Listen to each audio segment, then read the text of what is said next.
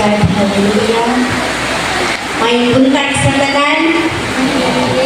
So, praise God, no? Maski dili maayo ang atong ang klima karon kay kusog-kusog din ang ulan, pero nagpadaugod siya kay naata karon.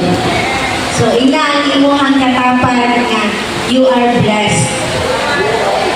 Amen. So, bago tamo ato sa atong message sa atong devotional, mag-ampo sa ka. Yes, Lord, may buntag kanimo na dito na mga mahal. Lord, ako dyan pinapaubos ang among kaugalingon, Ginoo. Nagapangayo ni kanimo, Ginoo, kapasayuan.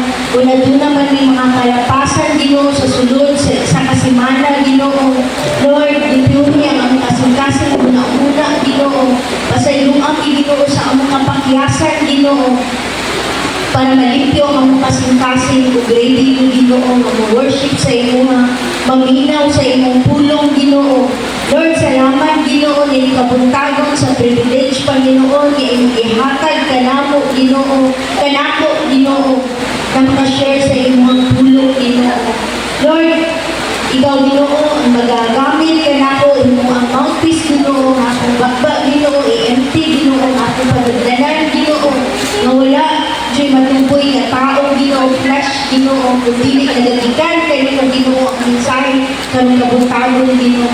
Pilitan ng Ginoo, ang magipasalamatan sa mga pangalan na sa Kristo. Amen and amen. So, praise God, no? Baskin sa kabugnaw sa panahon, pero huwag kita nagpanahon. Kalamihan na kayo matulog. Kaya nga naman, gibago na sa Ginoo ang ato ang muna-muna. Amen? Kabalo na pa kung sa priority nato. So, ang ato ang mensahe pero yung kabuntagon, ako na siya giuluhan o the purpose of God's Word. Ang pulong sa Ginoo mahinungdanon jud kayo siya labi na sa usa ka Kristohanon. Dili pwede na ang isa ka Kristohanon mo claim ta na usa ka Kristohanon pero dili ta nagabasa sa iyang pulong. Kay matod pa din sa pulong sa Ginoo na makita sa Joshua chapter 1 verse 8. Ayaw gayud kalimti ang basahon sa balaod, kinahanglan nga tun-an mo kini adlaw o gabi ug pagkinabuhi sumala sa tanang nahisulan niini ug mamauswagon ka. Amen. So kinahanglan din nato ang pulong sa Ginoo. Kay isip ko sa Kristohanon, mao ni siya ang atong manual sa atong kinabuhi. Dili na pwede nga magbuot-buot na lang ta sa atong gusto nga buhaton, sa atong gusto nga mahitabo sa atong kinabuhi. Kaya doon na tayo manual. Mao ni siya ang Bible. Basic instruction before leaving earth. Parihan mo dahil ng mamalita o appliances. Dili ka magbuot-buot o saksak o unsay atong ion, unsay atong buhaton. Kaya na posibilidad na mabuto na siya o maguba. So, mutanaw kita o manual para makaroon na ito o gamit o unsay una na ito, unsay first step na ito kahimuon. Para sa nanakay sakinan. Mudagan ba dahil na siya o dili mo saksakan o susi. So, dili ka kabalo kung dili ka mutanaw sa iyang manual. Labi na og katong mga latest pero na po kinahanglan dito siya nga. Mutanaw dito og manual. Wala nga ang isip ko sa Kristohanon.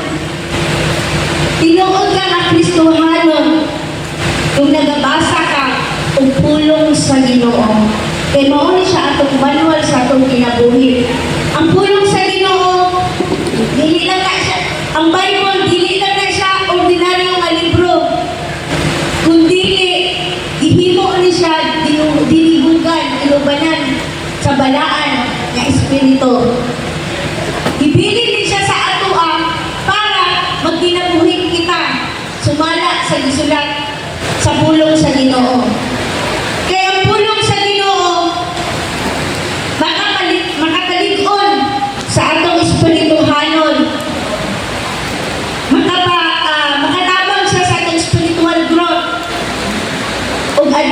diha mahitabo na naay transformation na makita sa atong matay usan. Amen. Kaya ang pulong sa Ginoo adunay gahom nga makabag-o sa usa ka tawo. Totoo ba tayo, Sol? Amen. Kaya ako mismo, dako kayo, ako mismo saksi ko na ang pulong sa Ginoo nakapabag-o sa ako ang partner. Well, glory to God. Sa unang panahon, nagakuyog na siya. Mag-testimony na ako gamay na. Sa unang panahon, nagakuyog na siya sa kuha. Ginahatod na ko niya mag-Bible study. Pero one time, nagsimba niya ito Wednesday sa May. Sulod siya simbahan, pero naa siya gilong-lok na lighter o sigarilyo. Kaya dili pa makayo siya yun na kanang kuwata din siya sa pulong ba? Bago pa siya sa pagpangalagan. Pero katong gabi una, samtang naminaw siya sa pulong sa Ginoo, gibago siya sa Ginoo. Gihikap ang iyang kasing-kasing. Kaya nga nung pagawas pa lang namo daan sa puntahan, gilabay niya yung sigarilyo o lighter. Nakaingon ko nga, sayang ang dumi, mahal ba yan ito, bago ko ba yan? Anak ka dyan ko. Pero, grabe yun ang pulong sa Ginoo. Makapabagong din siya. Minuto lang, seconds lang.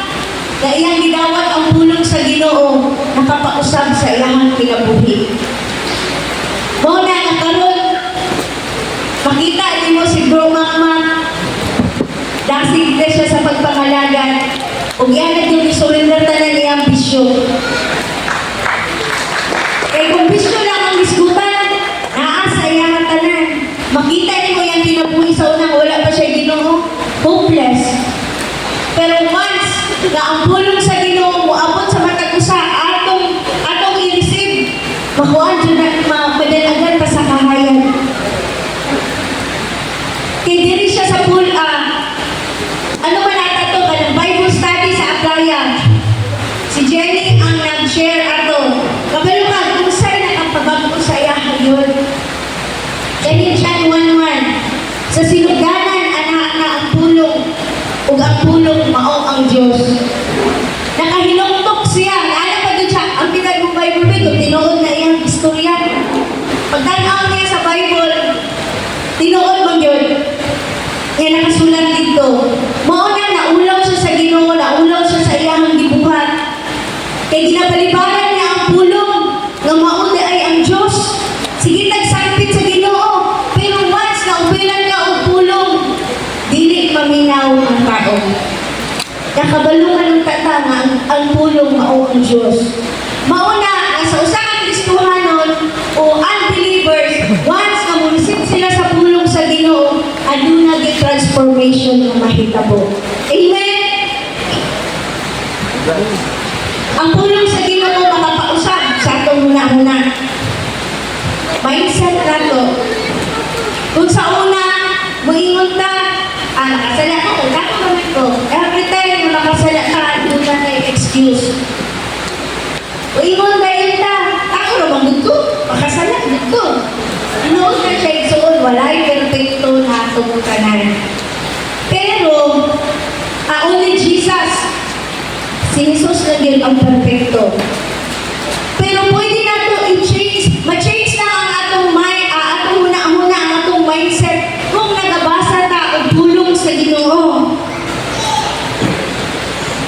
Malikamot naman ta na mamahimot ang Christ likeness. Once na nagabasa ta o pulong sa Ginoo, diha ma-reveal ang tinuod kung unsa ang karakter ni Christ. Muna kaisip usa ka believers, usa ka followers ni Jesus. Balingkamot po ta na mapaniha ato ang batasan sa iyaha.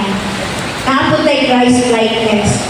Unsa man ana din ang pagpaubos, na ang gugma sa iyong isig kataw, nga maskin sa atong kalisod, sa maskin sa unsa nga trials nga atong maagian, malipayon gihapon ta o malinawon gihapon ang atong muna. Amen. Sa panahon pa sa kalisod, panahon ba nga natin gina-struggle, adaan magihapon ang Peace of mind nato. Kapag hapon ang kalinaw, ang kalipay, dili ba dali mag-init ang ulo? Walay kwarta, walay kaunon, away diretsyo. Mawala na ang fruit of Holy Spirit. Una nga importante sa isip ko sa mga Kristohanon, mubasa kita o bulong sa Ginoo. Kaya mao gini ang atong manual sa kinabuhi. Ang bulong sa Ginoo maka-change sa atong karakter. Kung sa una ang atong baba sige pamalikas, pero karon puro na bulong sa Ginoo ang gawas sa atong baba. Puro na blessing. Kung sa una ang atong kamot kusog kayo mamulata sa atong partner, sa atong asawa, sa atong anak, dali na kayo makakuan. Pero giusab naman ka sa Ginoo. Ang atong kamot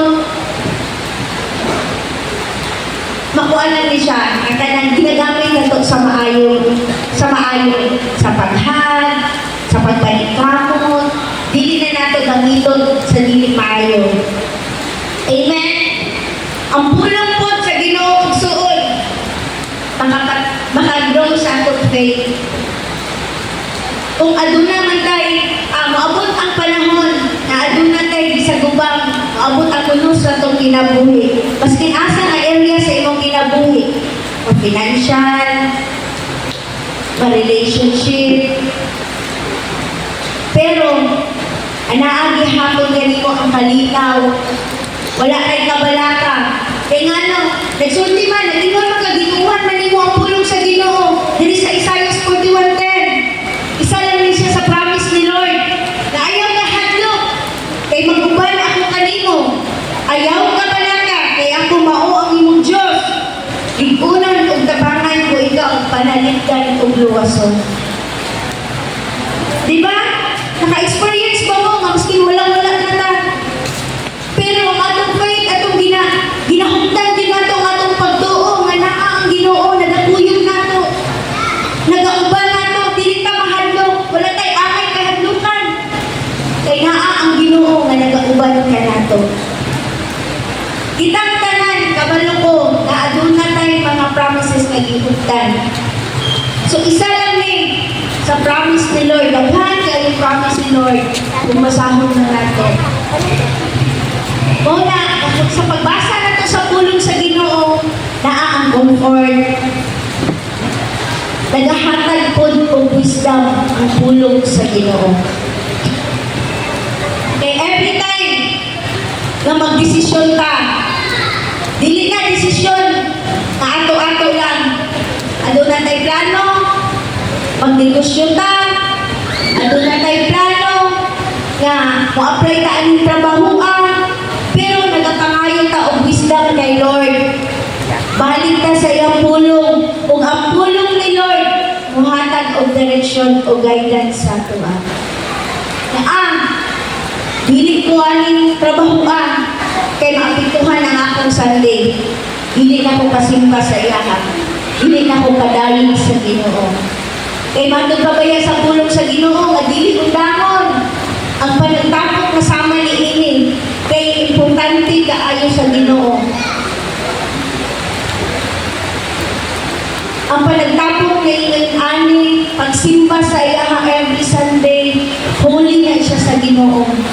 So kung nagabasa ka sa iyang pulong, makabalo ka. Kung unsay angay ni mong buhaton o dili, tama ba nila desisyon ni mo? Mauna, kung magbasa ka sa pulong sa Ginoo, aduna kay wise decision na mahitabo. Kay madun pa din sa Jeremiah 29:11, ako lamang ang nasayod sa akong mga laraw. Anak ka ninyo, sa paghimo ka ninyo mauswagon, inay maalaot, o maghatag ka ninyo kaugmaon na inyong gipangandoy. So wala tayo dapat i-worry. Kaya nga naman, nakasulat na sa pulong sa Ginoo, na siya lamang, ang atong plano, dili plano sa Ginoo. Mas labaw pa ang plano sa Ginoo na ihatag niya sa ato. Basta unahon ng ginatog siya. Isa Mateo ikaw, seek first the kingdom of God and all these things shall be added unto you. Pagkahanap ang may mayaan sa Ginoo, din ang kanang punta, igadagdag na Ginoo sa ato wala man ka dinili mo na madako ko pero i-provide sa Ginoo ang atong mga panginabuhi. Dili na ko lamang sa Ginoo. Amen. So pulang po sa Ginoo mamahimo ko ta obedience anaa ang pag-obey sa iyaha kung